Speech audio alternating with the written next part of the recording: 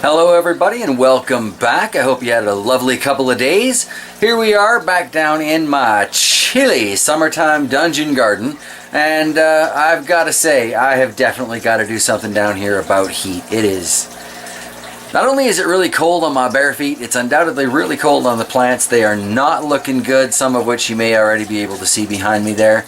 But I figure we'll start today taking a look at the aquaponics, and yeah, then I need to spend some time figuring out how I'm going to throw a space heater down here. But first things first, let's take a look at the ponics. Just came down and finally harvested a fairly sizable chunk of mint to go upstairs for some fresh teas. I am going to put these basils in today before I go back upstairs with said mint.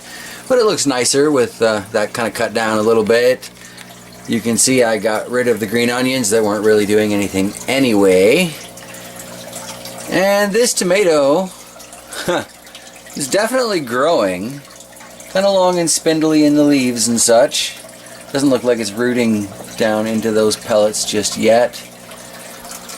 Yeah, I have yet to get a tomato out of this basement system, so if it does produce, that would be really cool, but I'm not exactly holding my breath. Now, what I am holding my breath on, however, is this Aquaponic. Here's a ladybug. Anyway, every time I'm down here, it looks like, it feels like anyway I should say, I find more and more flowers on here. Well, flower bud starts. I should be a little more specific because I have yet to find an actual open flower on here. That said, I am, as always, eternally hopeful. And I figure sooner or later that will pay out for me. Whatever, this thing's already well over a year old, and I spent the last at least 8 months down here in the dungeon, so if it needs some time to work itself out, that's just fine, it can do that. Looking at the standard sweet basil that we've got here in the aquaponics, we can see on its leaves, just as well as on the Aquaponic, there's definitely a deficiency of some kind going on, and I have been woefully deficient because I have not taken the time to look that up, but yes. Otherwise, for the most part, things seem to be coming along fairly well.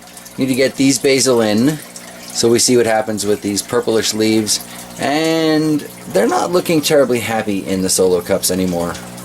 So that, you know, transferring them elsewhere is probably a good idea either way. Speaking of transfers elsewhere, here is the ahi lemon drop that was in the coffee can. I guess with the temperatures dropping, the ladybugs don't like it as much, but the aphids do. So there's a sweet spot somewhere in all of that, where the ladybugs seem to like the temperature more than the aphids, and I get to win. So I think we have A, another reason why I need to get a space heater going down here, and B, another plant that is heading outside, because that is terrible. And there are a wide variety of things out there that will happily eat these little sapsuckers. So yeah, definitely going outside. Alright, so for the sake of those of you who may have joined since I haven't really had much of an aquaponic garden running, I figure I'll do the transplant here. It's really very basic with these gardens. The most important thing is to get rid of as much dirt as possible. A lot of folks will say get rid of absolutely all of it, but I'm a bit more of a realist than that. So just dry, you can usually get rid of a fair bit, and then I'll take it over to, you know, bowl or whatever happens to be handy. In this case it's a dollar store drain tray. Wash off, you know, a little bit more. And that's basically ready to transplant. I just want to get this one to the same state first.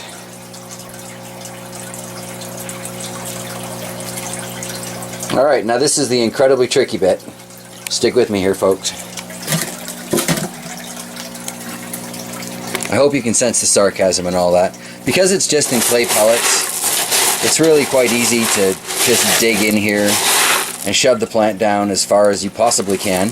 I am going to use two hands for that though, because I like to try and make sure that the bulk of the roots are pointing downwards. So we will check back on that in just a quick second. Ta-da! A quick shove into the so-called ground. And now hopefully these basil won't be getting anywhere near as tortured as they have been for the last several months, really. Speaking of tortured, let's go look at the so-called big table. And there is a great deal of suffering going on here, partially from the cold, but mostly from neglect. I am not down here often enough for the Pennick's happiness, that's for sure.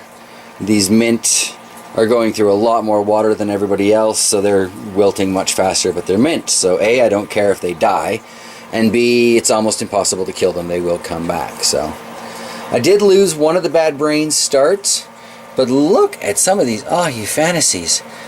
I am very seriously considering taking one or two of these outside, because they are getting pretty close to the same size as some of the peppers that are already out there, so why not give it a try?